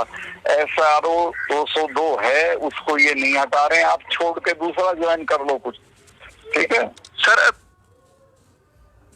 तो ये यहाँ पे इसके बाद ये कट गया है। तो पहले तो गवर्नर साहब कह रहे हैं कि आप प्रॉपर थ्रू प्रॉपर चैनल चलते, जब एक ही चैनल था, एक ही ऑप्शन थी, तो दूसरा कौन सा ऑप्शन था। और ये भी कह रहे हैं कि आप ये जॉब छोड़ के कुछ और कर ले। आप डॉक्टर हैं तो डॉक्टर क्या करेगा। जो सबसे अहम चीज़ है इसमें जो रिकॉर्डिंग में है वो ये है कि ब्यूरोक्रेसी नहीं मान रही, वो नहीं सुनते हैं। चीफ सेक्रेटरी साहब नहीं सुन रहे हैं गवर्नर साहब की बात को, समझने की मतलब कोशिश नहीं की जा रही है। आपने देखा कि सेक्रेटरी को भी उन्होंने कहा, वो भी नहीं सुन रहे। यानी कि सुने, जब ब्यूरोक्रेट्स गवर्नर की नहीं सुन रहे हैं तो पब्लिक की कैसे सुनेंगे। शेख शकील जी जो वरिष्ठ वकील हैं हमारे साथ, वो हमारे साथ जुड़ चुके हैं। सर, गवर्नर साहब कह रहे हैं कि मैंने कहा इस पॉलिसी को हटा दीजिए। आपने ये सुनी होगी, बहुत वायरल हो रहा है ये ऑडियो। गवर्नर साहब जो यहाँ के एक्स गवर्नर थे सत्यपाल मलिक जी, वो कह रहे हैं कि मैंने ब्यूरोक्रेसी से कहा, मैंने चीफ सेक्रेटरी से कहा, मैंने सेक्रेटरी से कहा कि इस पॉलिसी को ख़त्म करो, लेकिन वो कहते हैं नहीं ख़त्म करें। यानी कि सवाल यही है कि क्या हमारे गवर्नर साहब भी इन ब्यूरोक्रेट्स के आगे बेबस थे। देखिए सर, बात ऐसे है जी, हमारे इस वक्त जिसे कहते हैं जम्मू कश्मीर में, अगर आप किसी से भी ललित जी दरियाफ्त करेंगे जी, कि जम्मू कश्मीर को चला कौन रहा है, जी, तो आपको सभी के कहेंगे कि श्री BVR सुब्रमण्यम जो है वो जम्मू कश्मीर को चला रहे हैं। तो अगर हम जिसे कहते हैं, जिसे हम कहते हैं ना बस इन दी मार्केट, अगर हम वो भी सुनेंगे तो सुनने में यही है कि जो हमारे एडवाइजर हैं वो भी उनको सर कहकर उनसे बात करते हैं। मैं तो बड़ी खुल के बात करता हूँ। बिल्कुल, तभी तो हम आपसे बात करते हैं सर, तभी तो हम आपसे तो बात करते हैं। शायद कोई नाराज भी हो जाता होगा मेरी बात नहीं से सर, ललित जी, देखिए ये देखिए, अगर नाराजगी की बात होती तो ये न्यूज़ चैनल्स ही ना बनते, क्योंकि यहाँ पर पब्लिक के इश्यूज उठाए जाते हैं। जो इश्यूज है उनको सामने रखा जाएगा। इसीलिए तो हम नेताओं के पास नहीं जाते, हमें मालूम है वो घुमा देंगे और वो अपने आप को डिफेंड करेंगे। इसीलिए आपने देखा होगा कि हमारा पहला ये, आप देखिए कि पिछले 1-2 महीने से हमारे जितने भी जो प्रोग्राम है वो सब उन इश्यूज पर है जो डायरेक्ट जनता के साथ जुड़े हुए हैं। बिल्कुल ठीक है, बिल्कुल ठीक कह रहे हैं आप। और जहाँ तक आपने जिस डिस्कशन की आप बात कर रहे हैं SRO 202 के ऊपर, मैं आपको ये चीज कहना चाहता हूँ, 30 जून 2015 को ये SRO आया है जी। ये SRO जो है, इसको मैं ये कहूंगा ये एंटी यूथ है जी से कहते हैं। और सबसे बड़ी ये बात है, मैं ललित जी बार बार एक चीज आपको मैं कहूंगा, हमें बहुत रिगार्ड अपने प्रधानमंत्री जी का। जी, वो बार बार जम्मू कश्मीर के युवाओं को एड्रेस करते हैं जी, लेकिन मैं ये कह रहा हूँ कि जम्मू कश्मीर के युवाओं की एस्पिरेशंस जो हैं वो किस और जा रही हैं। मुझे बताइए आप, जो यहाँ पे फ्रस्ट्रेशन जो युवाओं की है, आप मुझे बताइए, हम जिस बात पे भी शोर मचाते हैं हमारी कोई बात सुनता नहीं है। ललित जी मुझे बताइए, खासकर जो हमारे युवाओं की बात है। बिल्कुल, आप देखिए 2015 से ये जो आर्बिट्रेरी, जिसे मैं कहूंगा कि इलीगल SRO जो है ये यहाँ पे है, और आप देखिए लोग तभी पुल भी इन युवाओं ने बंद किया। इसके खिलाफ प्रोटेस्ट कश्मीर में भी हुए ललित जी। लेकिन आप मुझे बताइए रिड्रेसल क्यों नहीं है ललित जी, मुझे आप एक चीज बताइए। 5 साल के लिए जिसे कहते हैं कि आपको मिनिमम आपकी पे स्केल आपको ग्रेड पे मिलेगी, आपको 5 साल कोई इंक्रीमेंट नहीं लगेगा, आपको कोई सिटी कॉम्पनसेटरी अलाउंस नहीं मिलेगा, आप 5 साल कच्चे मुलाजम होंगे जैसे कहते हैं, आप 5 साल तक आपकी प्रोबेशन होगी। तो आप देख लीजिए कि एक जो डॉक्टर है या चाहे इंजीनियर है या जो टीचर है, उसका जो कुलीग है जो 202 से पहले लगा है वो ज्यादा तनख्वाह ले रहा है, जो 202 में लगा वो सिर्फ बेसिक पे ले रहा है, और वो भी 5 साल तक के लिए, और उसको वो भी दर्जा नहीं मिल रहा पूरा, वो भी उसको पूरा दर्जा नहीं मिल रहा। तो आप ये देख लीजिए, ये बात क्या कहकर मैं ये आपको ये कहूंगा ललित जी, आप भी जिसे कहते हैं, मुझे लगता है कि माइक लेकर जिसे कहते हैं सरकार को, जिसे कहते हैं बार बार जम्मू कश्मीर के युवाओं की ओर से आप गुहार लगा रहे हैं, लेकिन कोई सुनता क्यों नहीं है ललित जी, आप मुझे एक चीज बताइए। मुझे पता होता तो मैं खुद इन यूथ से क्यों बात करता। और मैं आपको बड़ी मजेदार ये बात ये कहूंगा, देखिए हिंदुस्तान जिसे हम कहते हैं इतना विशाल देश है, और आपको देखिए अभी भारत सरकार बार बार कहती है कि जहां तक जम्मू कश्मीर का ताल्लुक है, sky is the limit for the purpose of the funds जिसे कहते हैं। वो कहते हैं कि जम्मू कश्मीर की उन्नति के लिए, डेवलपमेंट के लिए फंड्स की हमारे पास कोई कमी नहीं है। बिल्कुल। तो जब मुझे ये चीज बताइए, जब हमारे प्रधानमंत्री, जब हमारे गृह मंत्री अमित शाह जी पार्लियामेंट में खड़े होकर कहते हैं कि जम्मू कश्मीर के लिए हम हर एक चीज देने के लिए तैयार हैं, तो फिर आप मुझे एक चीज बताइए, हमारे युवाओं के साथ ये इनजस्टिस क्यों हो रहा है? ललित जी, आप मुझे बताइए। ये जो अक्सर ये जो इल्जाम अभी लग रहे हैं, आप मुझे एक चीज बताइए कि जिस तरह से आपने अभी कल बात की थी जेके बैंक के सिलसिले में भी, बिल्कुल बिल्कुल, आप एक बच्ची से बात कर रहे थे, तो एक बच्ची आपको इंटरव्यू में ये बात कह रही थी कि कभी उनको ये कहा गया कि जम्मू के बच्चे कम आ रहे हैं, कभी ये कहा गया कश्मीर के बच्चे ज्यादा आ रहे हैं। तो क्या जम्मू कश्मीर के युवाओं को क्या आपस में हमने इसी तरह लड़ते झगड़ते रहना कि जम्मू पे ज्यादा आ गए? तो मेरिट कहाँ पे जाएगा? आप मुझे एक चीज बताइए। तो मेरी आपके ये जो 202 की आप ये जो बात कह रहे हैं, बिल्कुल, इसके ऊपर हमारे पूरे जम्मू कश्मीर के जो युवा हैं वो इकट्ठे एक ही पेज के ऊपर है। और जम्मू कश्मीर के युवाओं को मैं फिर एक चीज कहूंगा, मैं आपको सलाम पेश करता हूँ। बहुत कोशिश की जा रही है कि इस हर इशू के ऊपर, जिसे कहते हैं, लोगों को डिवाइड करने की। लेकिन मैं आपको एक चीज कहूंगा कि जम्मू कश्मीर के युवा एक हैं। हमारे जो बेसिक इश्यूज है, मैं आपको एक चीज कहूंगा, इस वक्त सबसे बड़ा इशू है इस टाइम जम्मू कश्मीर के युवाओं का SRO 202 ललित जी। और फिर उसके बाद जो सबसे बड़ा इशू है वो 4G का इशू है जम्मू कश्मीर में जी। आप लखनपुर से लेकर किश्तवाड़ चले जाइए, आप किश्तवाड़ से लेकर करना चले जाइए, कुपवाड़ा चले जाइए, आपको हर जगह पे जम्मू कश्मीर का जो यूथ है वो ये कहेगा कि मुझे 4G चाहिए। सर एक और सवाल है शकील साहब, एक और सवाल है कि चलिए यहाँ पे अब MLA नहीं है और असेंबली तो यहाँ पे है ही नहीं और यूटी बना दी गई है, लेकिन हमारे जो MP हैं वो तो यहीं के हैं, PMO साहब भी तो यहीं के हैं। क्या इनको हमारे यूथ के भविष्य की कोई चिंता नहीं है, या फिर इनको लग रहा है कि अब तो हमारे 1 साल निकल गया, 4 साल और है, चैन से हम करेंगे, अगर वोट दे दिया तो कोई एहसान नहीं किया, और अगर पूछेंगे तो फिर ट्विटर वार शुरू हो जाती है? जी जी जी, देखिए ललित जी, मैं आपको सबसे पहले एक चीज कहूंगा कि जो पार्टी इन पावर है जी, और जो इनडायरेक्टली मैं ये कहूंगा पॉलिटिकल पार्टी जो यहाँ पर जिसे कहते हैं, जिसकी यहाँ पर रिट चलती है जम्मू कश्मीर में, वो एडमिटेडली भारतीय जनता पार्टी है। यहाँ से किसी भी लीडर में, जिसे कहते हैं, एक इंडिपेंडेंट स्टैंड लेने की हिम्मत नहीं है ललित जी, खासकर भारतीय जनता पार्टी। क्योंकि इनको जो भी निर्णय या कोई भी जो आदेश है, जब तक वो दिल्ली से क्लियरेंस नहीं होगी जी, ये यहाँ पे कुछ नहीं कर सकते। आपको मैं ये चीज बता देना चाहता हूँ जी। आप ज्यादा से ज्यादा ये जम्मू की या कश्मीर की भावनाओं को, उसके लिए एक चिट्ठी लिख सकते हैं रविंद्र रैना जी दिल्ली में, इससे ज्यादा ये कुछ नहीं कर सकते, ये मैं आपको बता दूं। लेकिन सर अगर ब्यूरोक्रेट्स इस तरह से मतलब गवर्नर साहब की बात नहीं मान रहे हैं तो यहाँ के नेताओं की तो वो सुनेंगे नहीं, तो फिर कौन सुनेगा? हमारी यहाँ पे जो इनजस्टिस हो रहा है लोगों के साथ, जो बार बार बच्चे कह रहे हैं, चाहे वो कॉन्ट्रेक्चुअल 10+2 के कॉन्ट्रेक्चुअल लेक्चरर्स हों, चाहे डेली वेजर्स की देखिए आप, उनको भी बेचारे को पक्का नहीं हो रहे हैं, PHE के डेली वेजर्स के, और भी देखिए और भी इश्यूज़ है। तो ये कहाँ जा रहा है जम्मू कश्मीर? मैं यही समझने की कोशिश कर रहा हूँ, कहाँ जा रहा है यूथ, कहाँ जा रही है आवाम? ललित जी, जो आपने कंसर्न एक्सप्रेस किया, ये बड़ा वेल फाउंडेड कंसर्न है। आप देखिए, लोग जो क्वेश्चन करते हैं, वो लोग जो पार्टी इक्तदार में होती है, जो पावर में होती है, लोग क्वेश्चन उनको करते हैं। बिल्कुल। देखिए, इस वक्त अगर हम जम्मू कश्मीर में अगर तमाम जर्नलिस्ट अगर क्वेश्चन करते हैं तो वो रविंद्र रैना जी से क्वेश्चन करते हैं।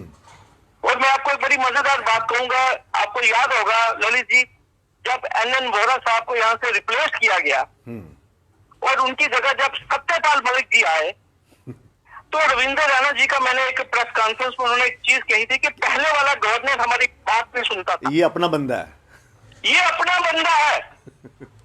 तो आप मुझे बताइए कि अब जो LG है वो किसके बंदे हैं?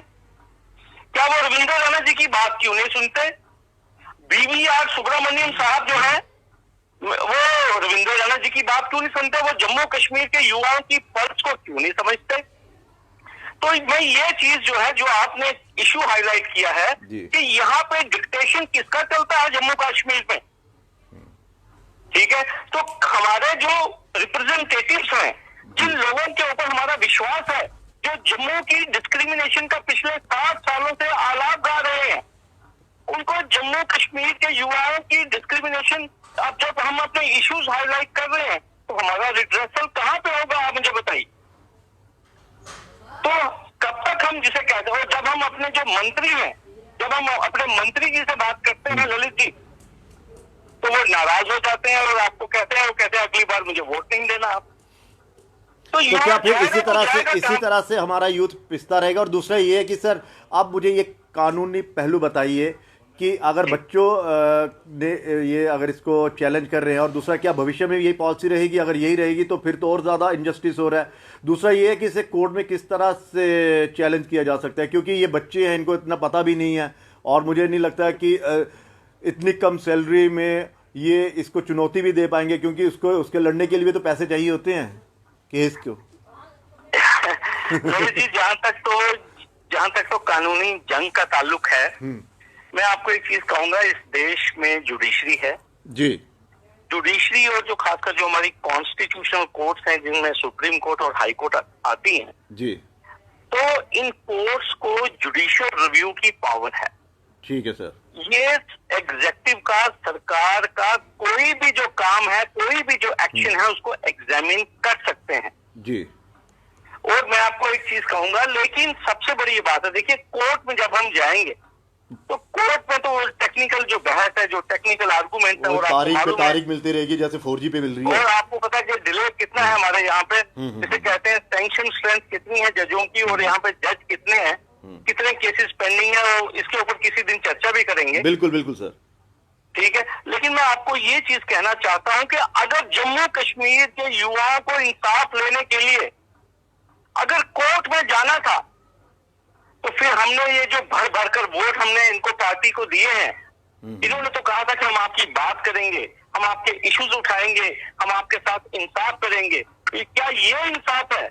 यानी कि हर चीज के लिए अब कोर्ट का दरवाजा खटखटाना पड़ेगा, हमें कोर्ट का दरवाजा खटखटाना पड़ेगा, हमें 4G के लिए भी कोर्ट में जाना है जी, हमें SRO 202 को रिवोक करने के लिए भी कोर्ट में जाना है, और फिर उसके बाद सरकार जवाब ये दे, हमारे ब्यूरोक्रेट्स ये जवाब दें कि भाई उस वक्त तो आप नौकरी चाहते थे कि किसी भी तरीके से नौकरी लगा लो, चाहे 202 के अंदर भी लगा दो। बिल्कुल।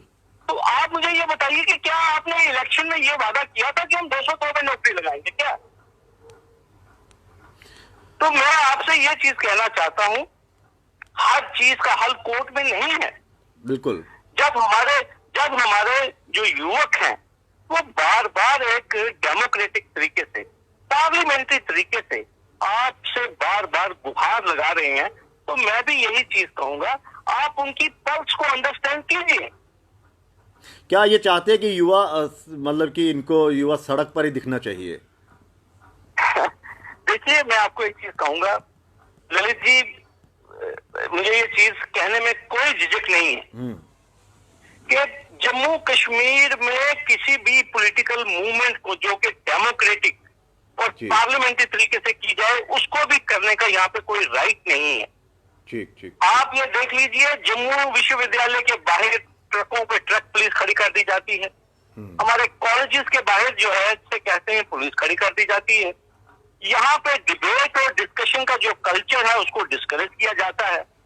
तो जो राइट है आपका, freedom of speech and expression Lalit ji से कहते हैं, वो कितना आप एक्सप्रेस कर पाते हैं, वो इन युवाओं को पूछिए। दूसरा सर, ये मैं एक और आपसे जानना चाहूंगा, ये जो प्रोबेशन का जो पीरियड होता है वो अमूमन कितने का होता है, कितने साल का होता है? यहाँ का तो ये कह रहे हैं कि 5 साल का है, ये 2 साल का होता है। तो अगर ये 2 साल का है तो इसका मतलब जब इन्होंने पॉलिसी बनाई थी यहीं से ये पहले ये एक्सपोज हो गए कि जो 2 साल की इन्होंने वो 5 साल की कर दी इलीगल। तो यहीं से हमारे ललित जी, जहां तक प्रोबेशन का ताल्लुक है, हमारी जितने भी gazetted non gazetted service recruitment rules, अगर आप किसी को भी स्टडी करेंगे, बिल्कुल मैं यही जानना चाहता हूँ आपसे, ये 1 साल से लेकर 2 साल तक जो है वो प्रोबेशन पीरियड होता है। मैं वही पूछ रहा हूँ, ठीक है, जिसे कहते हैं। लेकिन यहाँ पे SRO 202 में ये 5 साल प्रिस्क्राइब किया गया है। ठीक। और सबसे बड़ा जुल्म ये है, मैं आपको जो सबसे बड़ी ये चीज कहूंगा, आपको बेसिक तनख्वाह में काम करना है, कंसोलिडेटेड सैलरी आपको मिलेगी, मतलब एक बंदी बधाई रकम दे दी गई है बंदी कि बंदाई आपको 10,000 5,000 7,000 रुपए 5,000 10,000, ठीक है। इसे कहते हैं। इतनी तो आजकल दिहाड़ी या 700 रुपये या 500 रुपया तो ऐसे ले जाते हैं। देखिए जो मिनिमम वेजेस है, मुझे लगता है मिनिमम वेजेस से ज्यादा बन जाती हैं, बिल्कुल। जिसे कहते हैं। तो मैं ये चीज कह रहा हूँ कि भाई जम्मू कश्मीर के जिसे कहते हैं, बार बार जम्मू कश्मीर के ऊपर आप डिस्कशन करते हैं, आप कहते हैं कि ये एक सेंसिटिव स्टेट है और आप इसका पूरा जिसे कहते हैं इंटीग्रेशन आपने भारत के साथ की है, तो फिर इसको जो इसका ड्यू बिल्कुल बनता है सर, यहाँ के युवा का, जब यूटी बन गई, दीजिए। जब यूटी बन गई तो ऑटोमेटिकली अब जम्मू कश्मीर का कॉन्स्टिट्यूशन खत्म हो गया क्योंकि 370 हट गई। तो फिर ये अब तो मुझे लगता है कि जो पुराने लगे हैं वो तो चलिए, वो तो अपनी लड़ाई लड़ेंगे, जो नए लगेंगे क्या वो इसी भी इस पॉलिसी के तहत लगेंगे? क्योंकि जब कॉन्स्टिट्यूशन ही खत्म हो गया, जब सेंटर के सारे रूल यहाँ पे चालू होंगे, लागू होंगे, तो फिर इसकी जरूरत क्या है? इसको इमीडिएट क्यों नहीं ये इसको खत्म किया जाता? और जो कमेटी बिठाई गई थी वो क्या आई वॉश के लिए बिठाई गई है? देखिए ललित जी, वो कमेटी फरवरी 2020 में बिठाई गई थी जी, ये मैं आपको कहूंगा 2020 में, और चीफ सेक्रेटरी BVR सुब्रमण्यम साहब की अध्यक्षता में वो कमेटी बनी है। तो लेकिन अब सबसे बड़ी दिक्कत क्या है ललित जी, मैं आपको जम्मू कश्मीर की एक और दिक्कत बताऊंगा जी, यहाँ कभी बाढ़ आ जाती है, यहाँ कभी मिलिटेंसी बढ़ जाती है, जी, तो यहाँ पे जो कमेटियां बनती हैं उनको काम करने में जिसे कहते हैं 1-2 साल तो मिनिमम चाहिए, जिसे कहते हैं मतलब वो माहौल ही नहीं बन पाता। वो काम का माहौल ही नहीं बन पाता। देखिए अगर कोई सड़क या प्रोजेक्ट यहाँ 3 महीने में बनना है या 5 महीने में बनना है, तो वो मिनिमम उसको वो भी 2-4-5 साल लगते हैं, क्योंकि कभी कहा जाता है कि मिलिटेंसी है जी, कभी कहते हैं यहाँ बर्फबारी होगी, कभी कहते हैं यहाँ पे बारिश ज्यादा आ गई। तो ये कहा तो जाए ना, ये- तो ये माना जाए कि इस वक्त ना आवाम के बारे में सोचा जा रहा है, ना यूथ जी। के बारे में सोचा जा रहा है, और एक भ्रम का एक दौर चल रहा है। यूथ को पता ही नहीं चल रहा कहाँ उसको भ्रमाया जा रहा है कि ऐसे घुमाया जा रहा है, वो समझ नहीं रहा कि क्या करना है क्या नहीं करना है। अंततः मैं ये बिल्कुल चाहूँगा ठीक कि कह रहे सर, क्या आखिरी आपको क्या लगता है कि ये जो 202 है ये ख़त्म होगा, या फिर इसी तरह से ही इस पर हम रोज़ चर्चा करते रहेंगे? और गवर्नर साहब का फिर वही, ये तो बयान अब आ ही गया है, ये और महीने के बाद फिर से ये बयान सुनने को मिलेगा, जो ऑडियो वायरल है फिर से ये लीक हो जाएगा, फिर से ये सुनाया जाएगा? ललित जी, हमारे जम्मू कश्मीर, या मैं ये खास तौर पर मैं जम्मू की बात करूंगा, जी। हमें जो कुछ भी मिला है वो बड़ी जद्दोजहद के बाद मिलता है, बड़ी स्ट्रगल के बाद मिलता है। मैं आपको एक चीज कहूंगा, जी, आप देख लीजिए हमारे बच्चे जो हैं वो हमेशा डिस्क्रिमिनेशन की बात करते रहे हैं, और खासकर जो लोग इस टाइम सत्ता में हैं वो जम्मू के साथ भेदभाव की बात करते रहे हैं, बिल्कुल। कहते हैं। और आप ये देख लीजिए, मैं आपको एक छोटी सा एक किस्सा सुनाना चाहता हूँ, अगर आपके पास वक्त है तो। जी, उमर अब्दुल्ला साहब जो थे वो मुख्यमंत्री थे जम्मू कश्मीर के। जी, तो जम्मू क्लब में एक फंक्शन था, जी, जी, तो वहां पे हमारे कुछ भारतीय जनता पार्टी के MLA ने कुछ नारेबाजी करनी शुरू कर दी बिजली के मतलब। हाँ हाँ हाँ हाँ हाँ, तो आपको पता कि काफी युवा चीफ मिनिस्टर थे उमर अब्दुल्ला साहब, बिल्कुल। तो उन्होंने बिल्कुल मीडिया के सामने हमारे इन विधायकों को एक्सपोज कर दिया था। समझ गया मैं। उन्होंने कहा था कि मीडिया के कैमरे देखकर ये जम्मू के नारे लगा रहे हैं, हाँ, लेकिन जब शाम को मेरे पास आते हैं तो कहते हैं कि फलाने को MBBS की सीट चाहिए, फलाने को फलां सड़क का कॉन्ट्रैक्ट चाहिए, फलाने को शराब की दुकान चाहिए यहाँ पे। तो मेरा कहने का ये मतलब है कि मैं आपको level and quality of leadership जो है वो जम्मू की मैं बात करना चाहता हूँ ललित जी आपसे। जी, हम जब तक अच्छे लीडर, अच्छे स्पोक्स पर्सन जम्मू से नहीं पैदा करेंगे, तो जब तक ऐसी हमारी- अड़चनें आती रहेंगी। हाँ, और जब तक जो हमारी लीडरशिप है, मुझे बहुत उम्मीद है ये जो हमारे यूथ लीडर्स हैं, जो स्टूडेंट लीडरशिप अब आगे उभर रही है, जी। मुझे उन्हीं से उम्मीद है। लेकिन जिनको शराब के ठेके चाहिए, जी, से कहते हैं, जिनको से कहते हैं कि जो जम्मू में ज्यादा से ज्यादा टोल प्लाजा लगाना चाहते हैं, जो जम्मू को ज्यादा से ज्यादा डैमेज करना चाहते हैं, ये जम्मू का भला नहीं कर सकते ललित जी, मैं आपको साफ कहूंगा।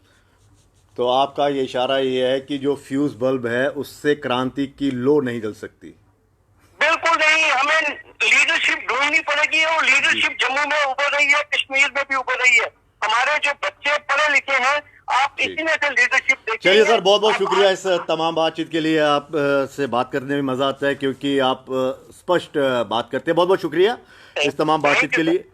तो यूथ को अब अपने हक के लिए आना पड़ेगा, लेकिन इतना है कि जिससे भी हमारी बात हुई उन्होंने साफ कहा कि ये 202 जो है ये बच्चों के भविष्य के साथ खिलवाड़ है, और ये जो ऑडियो वायरल हुआ उसने ब्यूरोक्रेसी को टोटली एक्सपोज कर दिया कि यहाँ के जो ब्यूरोक्रेट्स हैं, चाहे वो चीफ सेक्रेटरी हो या और बड़े ओहदों पर जो बैठे हुए हैं, वो नहीं चाहते हैं कि SR 202 है वो ख़त्म हो, क्योंकि गवर्नर साहब जो यहाँ के उस वक्त के गवर्नर थे, सत्यपाल मलिक साहब, जो अब मौजूदा गोवा के हैं, वो उस वक्त चाहते थे कि इसको ख़त्म किया जाए, क्योंकि उनको पता था कि ये पॉलिसी जो है ये यूथ के फेवर में नहीं है, उसके भविष्य को कहीं ना कहीं अंधकार में ले जा रही है, इसलिए उन्हें इसे ख़त्म करने के लिए कहा था। लेकिन यहाँ के जो ब्यूरोक्रेट्स हैं वो इस बात को मानने के लिए तैयार नहीं। हालांकि अब कमेटी बैठी हुई है, कमेटी क्या फैसला लेगी ये तो वक्त बताएगा, लेकिन इतना ज़रूर है कि यूथ जो है वो बहुत ही ज़्यादा हताश और निराश है। और कल हमारा मुद्दा होगा डेली वेजर्स को लेकर कि डेली वेजर्स जो हैं उनका क्या बनेगा। इसमें सैलरी उनको मिलती नहीं थी वक्त पर, पक्के वो हुए नहीं, और इस महामारी में वो किस दौर से गुजर रहे हैं हम उनसे बात करेंगे, नेताओं से बिल्कुल नहीं करेंगे। इजाज़त दीजिए, नमस्कार।